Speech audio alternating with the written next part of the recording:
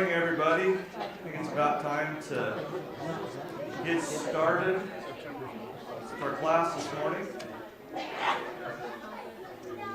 We've got lots of our people up in Casper, hopefully not snowed in up in Casper, at the youth rally. I know Chris is up there and Johnny's up there, and I don't know how many teens went up there, but saw they had a snowstorm. I-25 was closed out of Casper yesterday, but I'm sure it's open by now, right?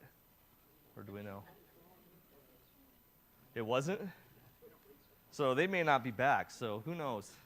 If you have teens up there, I'm sure people in Casper, they will take care of them.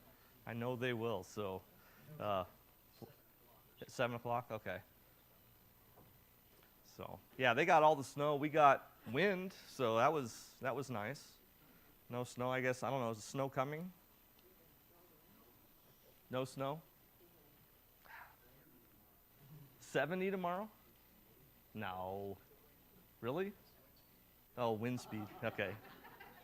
70 is the wind speed. But I guess that's Wyoming in April.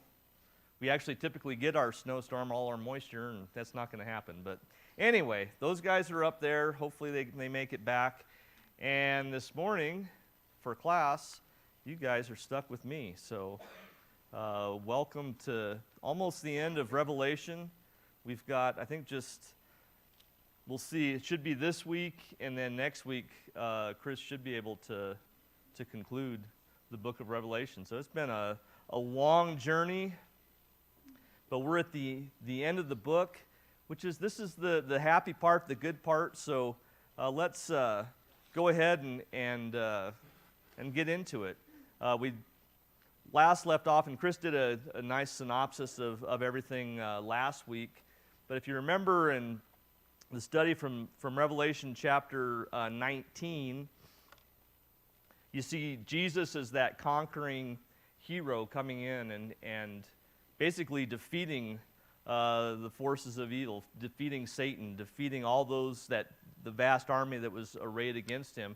And then in chapter 20, we end with the judgment. And I wanted to we have the victory, we have the judgment.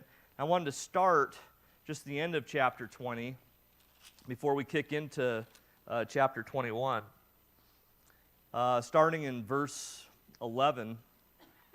Chapter 20, it says, "And I saw a great white throne, and him who sat upon it, from whose presence earth and heaven fled away, and no place was found for them.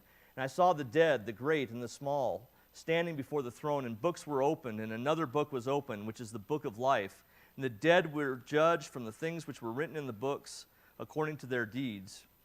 And the sea gave up the dead which were in it, and death and Hades gave up the dead which were in them. They were judged, every one of them, according to their deeds. Death and Hades were thrown into the lake of fire. This is the second death, the lake of fire.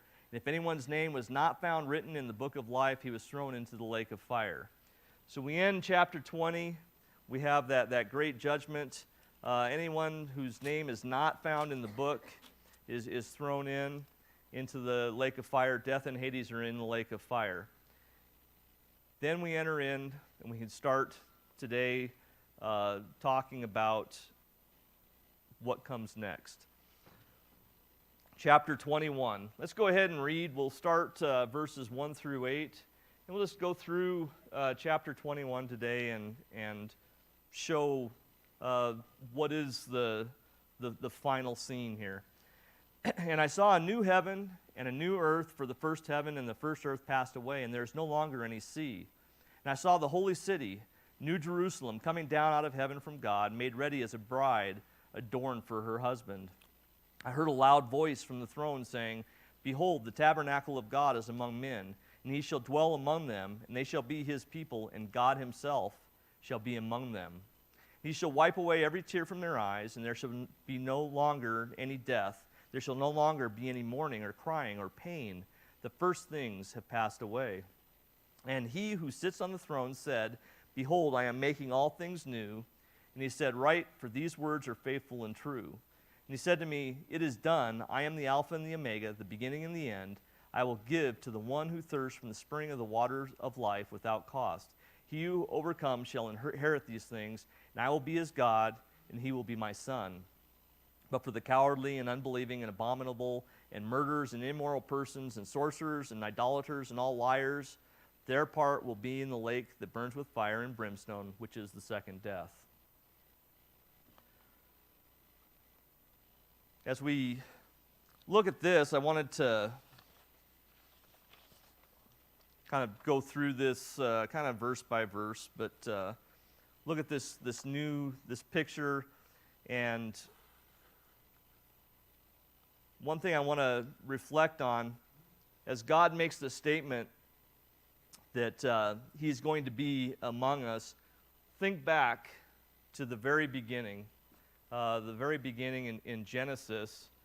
When God created man, he created him to live in the garden and to live and walk with God. This is the state that God wanted for us from the very beginning. His whole plan, the whole book has been about this one thing, for God to live with man. And it's just interesting. We come now to the point through all this and all that, the sin and destruction that has come upon us. We have Christ who conquers sin and death. And now finally we have that relationship back with God, which was really the purpose, what God wanted from us from the beginning. It's kind of an interesting side note.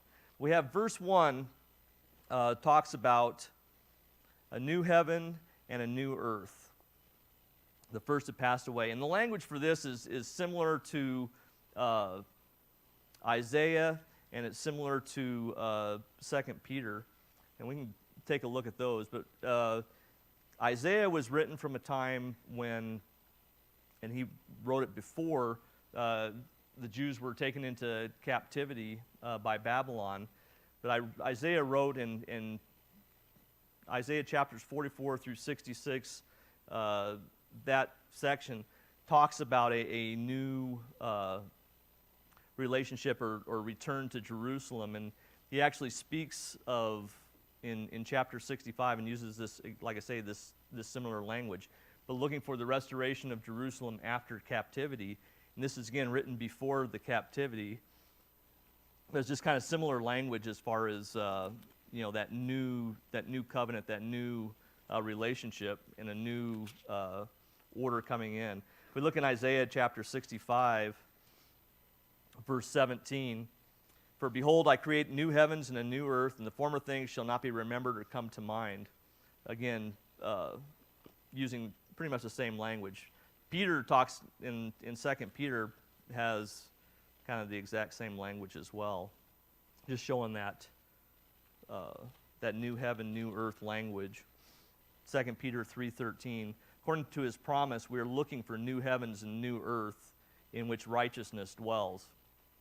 That new relationship, that new order of things, and again, what God has wanted from the very beginning, that new, place where his people can be and have that perfect relationship with him.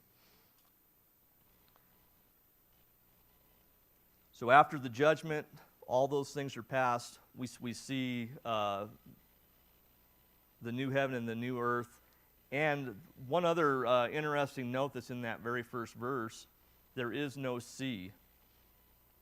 What do you suppose that there is no sea? What does that mean to you, or what do you think that refers to, or how would you interpret that?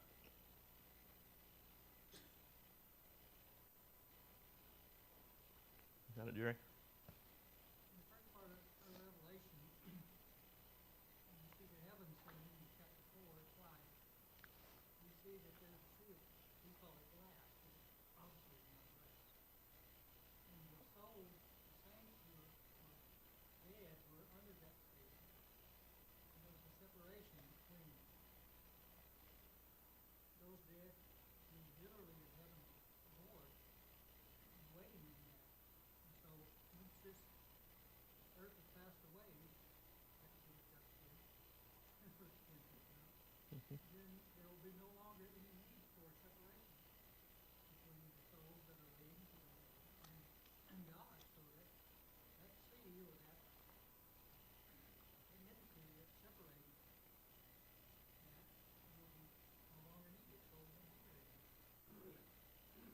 Okay. Anybody else? Go ahead, Dan. So heaven is usually represents the place of God, and the sea represents the place of evil. For this one. Okay.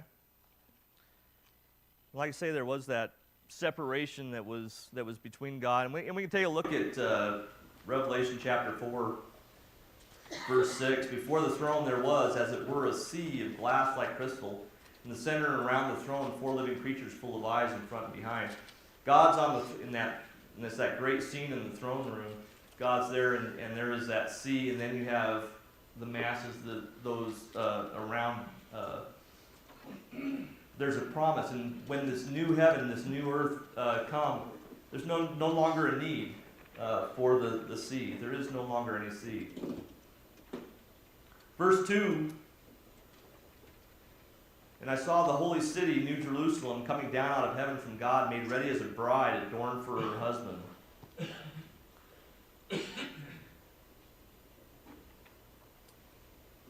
We see here the church revealed. That's this holy city, the people of God, and Jerusalem is always represented the people of God. And the bride adorned for her husband also is a reference to the bride. Let's go ahead and look at we've got several verses here to kind of just paint that picture of what we could be seeing with this New Jerusalem. First, let's go to Galatians chapter 4. We'll take a look at starting in verse 23. For it is written that but the son by the bondwoman was born according to the flesh, and the son by the free woman through the promise. This is allegorically speaking, for these women are 2 covenants, one proceeding from Mount Sinai, bearing children who are to be slaves. She is Hagar. Now this Hagar is Mount Sinai in Arabia, and corresponds to the present Jerusalem, for she is in slavery with her children. But the Jerusalem above is free. She is our mother. For it is written, Rejoice, barren woman who does not bear. Break forth and shout, you who are not in labor, for more are the children of the desolate than of the one who has a husband. And you, brethren, like Isaac, are children of promise. But as at that time he who was born according to the flesh persecuted him who was born according to the Spirit, so it is now also. But what does the Scripture say? Cast out the bondwoman and her son, for the son of the bondwoman shall not be an heir with the son of the free woman.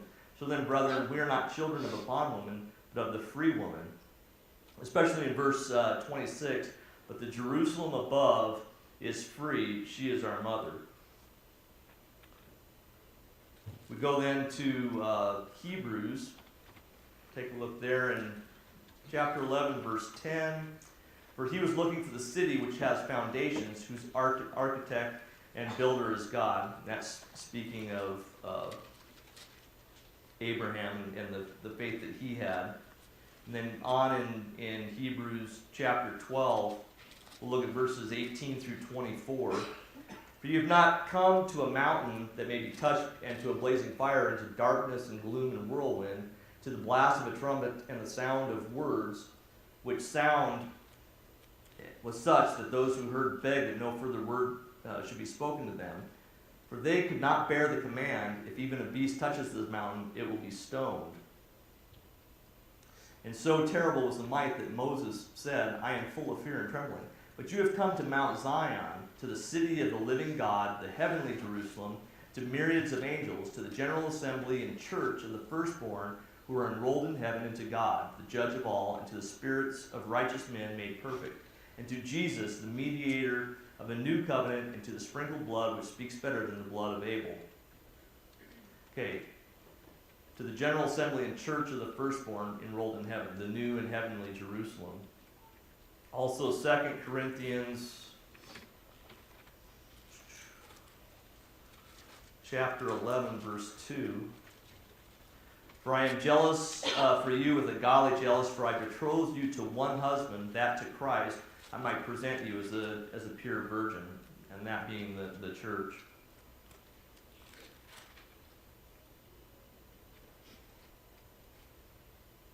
And we see, we've just seen this in Revelation chapter 19. And I heard, as it were, the voice of a great multitude, and as the sound of many waters, and the sound of mighty peals of thunder, saying, Hallelujah, for the Lord our God, the Almighty reigns. Let us rejoice and be glad, and give the glory to him, for the marriage of the Lamb is come, his bride has made herself ready. And it was given to her to clothe herself in fine linen, bright and clean, for the fine linen is the righteous act of the saints. And he said to me, Right, blessed are those who are invited to the marriage supper of the Lamb. He said to me, These are true words of God. So now we see that bride adorned for her husband, the church, the New Jerusalem coming down. And what's from the very beginning, what God has wanted is exactly what we see here, that perfect fellowship, the perfect fellowship between God and man, his people. Verses 3 through 7 describe that fellowship. They describe exactly what God has always wanted and what we are to have through that perfect relationship. As we read through that, take note of all the points that are in there. And I heard a loud voice from the throne saying, Behold, the tabernacle of God is among men. He shall dwell among them. God will dwell among them. They shall be his people, and God himself shall be among them. He shall wipe away every tear from their eyes. There shall no longer be any death. There shall no longer be any mourning, or crying, or pain. The first things have passed away. And he who sits on the throne said, Behold, I'm making all things new. He said, Write, these words are faithful and true. So as we look at that, God's going to dwell among men. He will be their God. There are no more tears, no more mourning, no more crying, no more death, no more pain. And then it goes further than that. Verse 6, he said to me, It is done. I am the Alpha, the Omega, the beginning, the end. I will give to the one who thirsts from the spring of the water of life without cost. No more thirst. That the water of life is flowing to them. And he who overcomes shall inherit these things. I will be his God. He will be my son. We will be heirs. We will be inherit what we've been given. The overcomers will receive all these things. If you look at, again, back in Isaiah, that perfect fellowship with God is described there. And it's, very similar language, starting in Isaiah 65, verse 17, and following, again, talking about that promise fulfilled. And we won't necessarily go through and read those. But what I wanted to point out was all these things that God promises, again, being with us, no tears, no mourning, no crying, no death, no pain, no thirst, and being heirs are the promises that have been made to the church.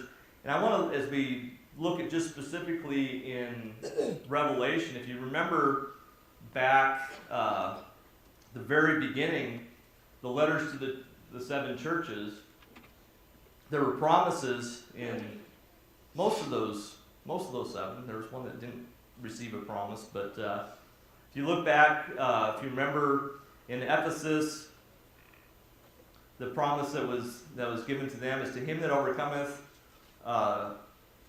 we overcome by keeping his works until the end.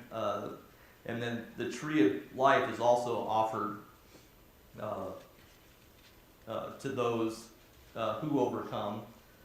The promise to Smyrna was to be thou faithful unto death, and they'll receive the crown of life, the victor's crown. Remember, that's symbolic of the triumph in the games. And then they're not hurt by the second death. So that ultimate victory. Pergamum, let's see. The promise to them was the hidden manna, that spiritual sustenance which we get from Christ, that was Christ himself. And then talked also about the white stone, which was given to symbolize, that was given for someone who was tried and acquitted, or a freed slave, a winner of a contest. They received that. Thyatira, those that overcome, they had authority over the nations, and they were promised the morning star, which was Jesus. Sardis, we'll just skip over them. They didn't receive a promise. Philadelphia, complete vindication in the eyes of the Jews, kept from the hour of trial, and they have a pillar in the temple, and the name of God, his city of New Jerusalem and Christ were promised. And then in Laodicea, his promise to them is he's standing at the door and knocking, and he that overcomes can sit down with him at the Father's throne. All those things are fulfilled here now. Those that overcome, we see it here in chapter 21. Phil? Actually, the interesting thing about Sardis was they were told that their names would never be blotted out of the Lamb's Book of Life. So Yeah. they did get a promise. It just was a little bit different. Yeah, that's a good point. Any other comments on where we're at with the so far?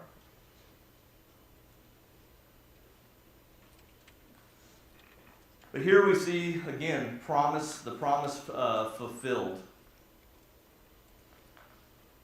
And who doesn't receive it?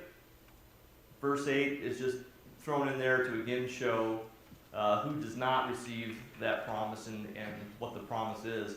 The cowardly, unbelieving, abominable, murderers, immoral persons, sorcerers, idolaters, and all liars, their part will be in the lake that burns with fire and brimstone, which is the second death. Tina, that's one of her favorite places, just that liars will be friars. This is where, if you're looking for that verse, this is the spot that shows that. It's actually in a couple places, but this is probably the clearest one. So, no liars out there. Fortunately, we have Jesus. That's the first part of this section.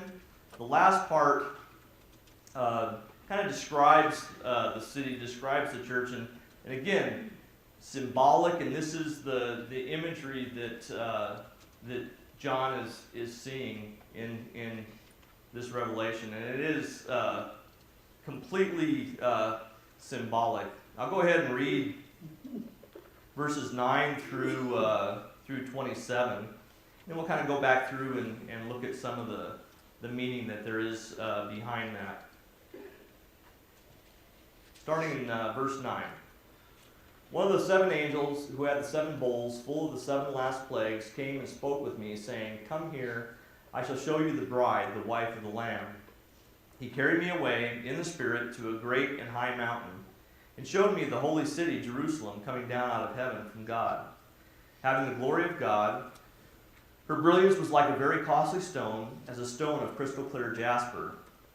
It had a great and high wall with 12 gates, and at the gates 12 angels, and names were written on them, which are those of the 12 tribes of the sons of Israel. There were 3 gates on the east, 3 gates on the north, 3 gates on the south, 3 gates on the west. The wall of the city had 12 foundation stones, and on them were the 12 names of the 12 apostles of the Lamb. And the one who spoke with me had a gold measuring rod to measure the city and its gates and its wall. The city is laid out as a square, and its length is as great as the width, and he measured the city with the rod. 12,000 stadia, its length and width and height are equal. And he measured its wall 144 cubits, according to human measurements, which are also angelic measurements. The material of the wall was jasper, the city was pure gold like clear glass. The foundation stones of the city wall were adorned with every kind of precious stone. The first foundation stone was jasper, the second sapphire, the third chalcedony, the fourth emerald, the fifth sardonyx, the sixth sardius, the seventh chrysolite, the 8th beryl, the 9th topaz, the 10th chrysoprase, the 11th jacinth, and the 12th amethyst. The 12 gates were 12 pearls. Each one of the gates was a single pearl. And the street of the city was pure gold like transparent glass. I saw no temple in it, for the Lord God, the Almighty, and the Lamb are its temple.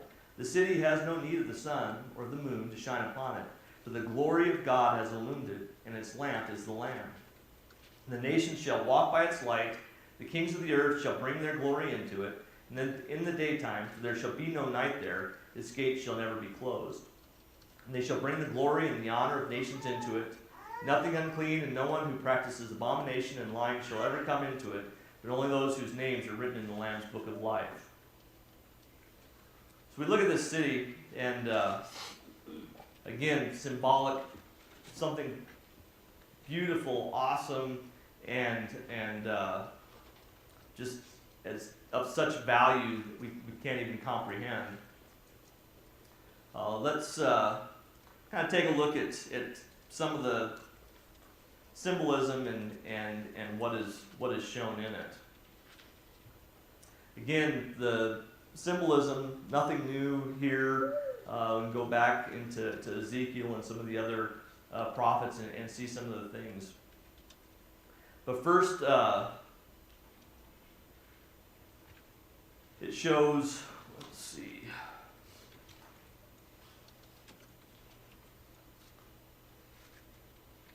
We have the walls shown, complete protection. Walls indicate protection. We have the gates. We have angels at the gates.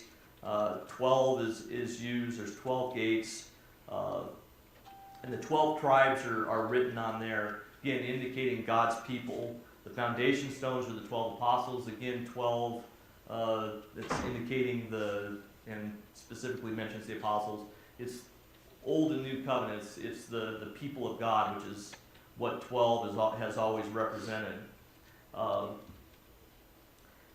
We're under this new covenant. I just wanted to go through a couple of verses. I had one other note to make on that. Ephesians 2:20 talks about that foundation of the apostles, and that is the church. I guess I'd start in Ephesians 2:19. So then you are no longer strangers and aliens. You are fellow citizens with the saints and are of God's household, having been built upon the foundation of the apostles and prophets, Christ Jesus himself being the cornerstone, in whom the whole building being fitted together is growing into a holy temple in the Lord, in whom you are also being built together into a dwelling of God in the Spirit, that being the church. Just kind of an interesting note as far as the size, and it's showing it's this all-inclusive size as far as the church, just open to all believers. In my Bible, the translation, they show the city is 1,500 miles wide, length, width, and height are equal. So it's kind of a cube of 1,500 miles. Well, 1,500, I don't really know why it was translated or then interpreted to the 1,500, because 1,500 really has no meaning. Go ahead, Dan. That's the diameter, roughly the diameter of the earth. I don't believe this is all symbolic. It's too specific. I think God put this in terms so we could understand, and it's a reconstituted earth is what to me, he has done, and it's more of a cube. There is no sun, there's no moon, there's no need for it.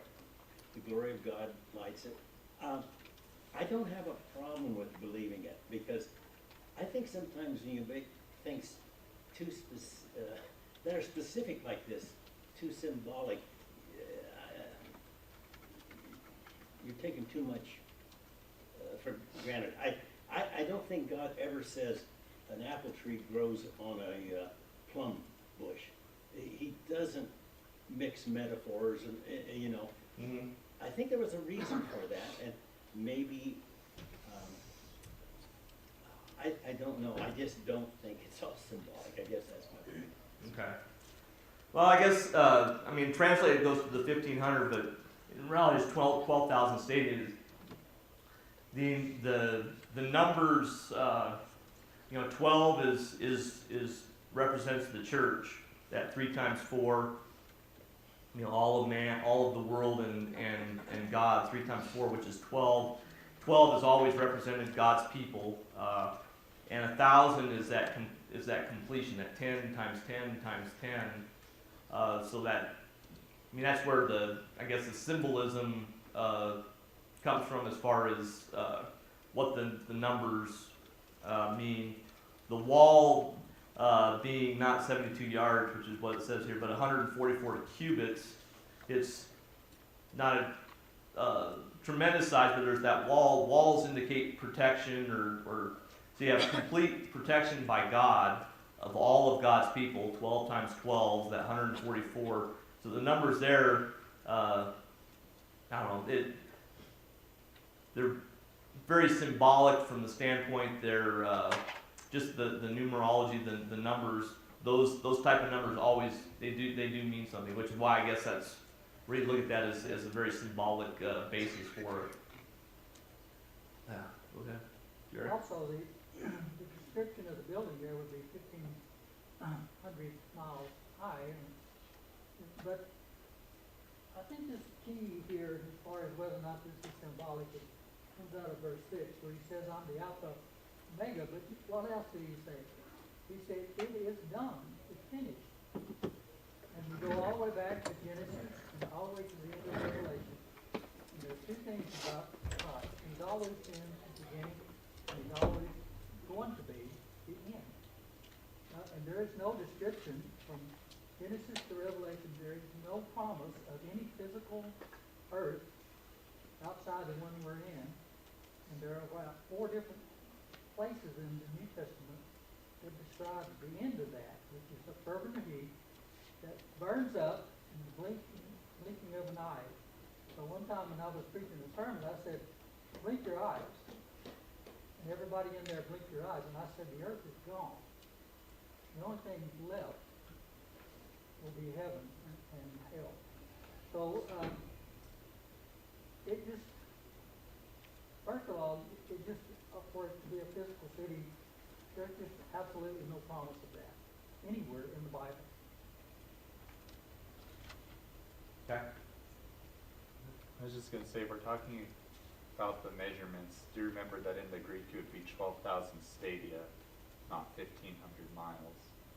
Right, and 1,500 miles has no meaning from a symbolic or and that's why I don't like that it was translated to that. The 12,000 has a symbolic meaning, but 1,500 has none. So. Good point. And same with the height of the wall.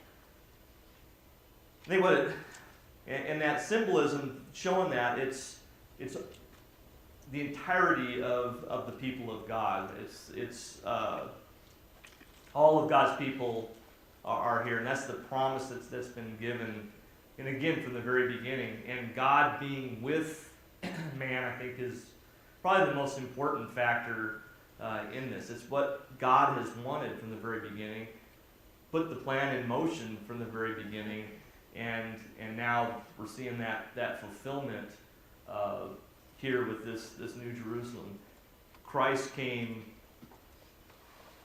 conquered, which we see in Revelation 19, but we saw it throughout where Christ conquered death, conquered sin and death. On our behalf, and now his people are welcome. 12 gates, and the interesting part about there's this wall of protection, but what do you see with all 12 gates? The gates are open.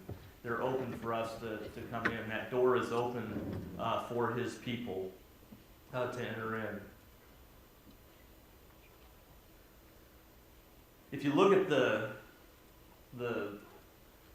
value, and again that imagery, we see this as the church, and you have that foundation.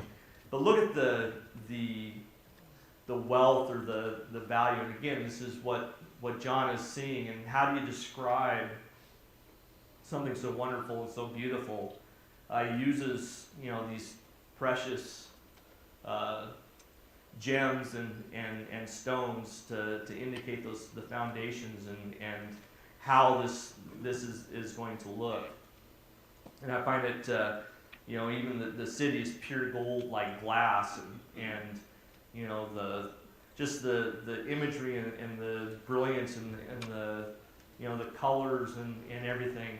You know, I can imagine him seeing this and just how do you describe it? How do you present that? You know, it's, I'm sure an overwhelming thing, but just describe it with everything precious that you can possibly think of. Steve? Yeah, I look at this too as possibly a temple. When the Israelites were going through the desert, they had the tabernacle. And that was their, you know, and then Jews have built a temple. The Jews had always had a temple. I'm just looking at this as in, you say the gates are open.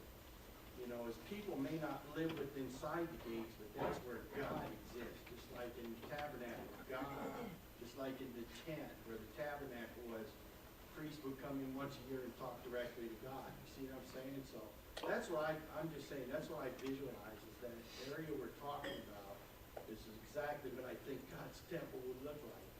Well, it says in it in verse 22, there's no temple in it, for Lord God the Almighty and the Lamb are its temple, I know. and they're dwelling in there, and so, It looks. which is where we are all to come also. Any other comments and thoughts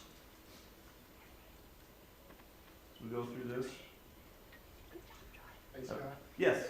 I find it interesting, you know, we've read many times, the sea is like glass, the streets are like glass.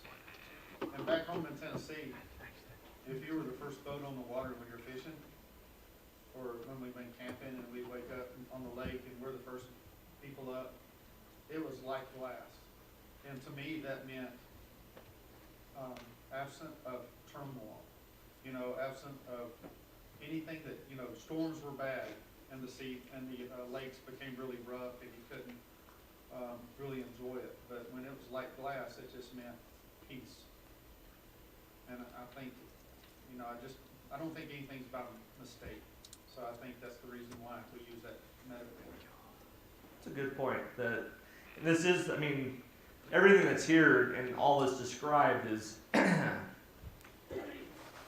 peace and calm and God being, you know, there with us. There's nothing, no turmoil, nothing that's negative there. Last point I wanted to show, and as we kind of finish up, about out of time this morning, as we look at this, you see that there's no need for sun or moon because God has, the glory of God has illumined it. His lamp is the Lamb.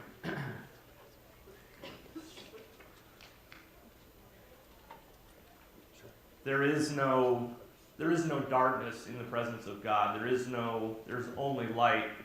And interesting enough, Mark Ramey had lent me a book.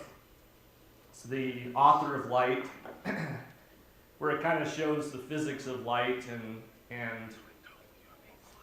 kind of compares it to God. Sorry.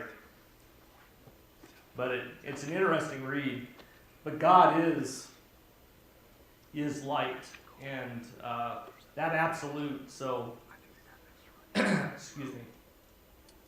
So I'd recommend taking a look at that book. I think my voice is gone. Unfortunately, I have to leave singing this morning. Any other thoughts or comments on this? Get a couple thoughts, and then we'll be done for this morning. Get ready for worship. Water.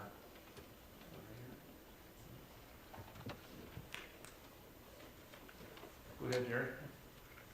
It's always, the last two chapters of the book of Revelation are always so hard to figure out because it's describing heavenly things with earthly terms.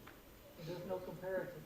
Most of us, these 12 stones, most of us have never seen one, much less know what its function really is. Right. And so, the idea here, to me, is that everything after chapter 19, it's elevated above earthly things. From here on out, he's talking about literally heaven. The sense, but when we get there, it's not gonna be physical, it's just sort of spiritual. So, we're doing as best as we can to describe it, but we still can't understand. That's a good point. Phil? I think the biggest problem we have is that we cannot understand God. We can't understand His forgiveness, we can't understand His love, and so, in reality, we can't really understand what He's prepared for us. And so, He's trying to describe to us the most precious things that we understand, or may understand, of which He's going to give to us, but we still can't understand it because we can't understand God. His very being is infinite, and we are so finite. So, yeah, it's kind of hard to comprehend exactly. But John is given the task to present this, so we see it as best we can. So, good point. Oh, In our minds, we haven't eliminated gravity yet because it's around us. It's always there, but it says it descends from the heavens. right. So we got to eliminate gravity at some point also. And because it breathes in, who knows? That Mark? Well, it is difficult for us as humans to differentiate between physical and spirit. But the one thing you should always remember is that even though God is a spirit, He can become physical. He did become physical on this earth. And because of His Son Jesus, we have the hope of the future. Very good point. Oh, Margaret.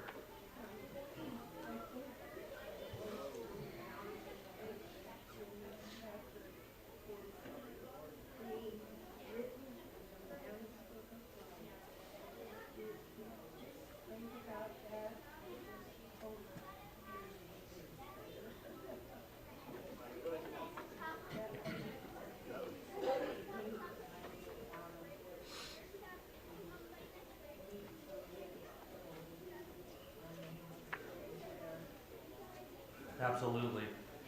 You didn't hear Margaret. She says the most important part is making sure our names are written in the Lamb's Book of Life.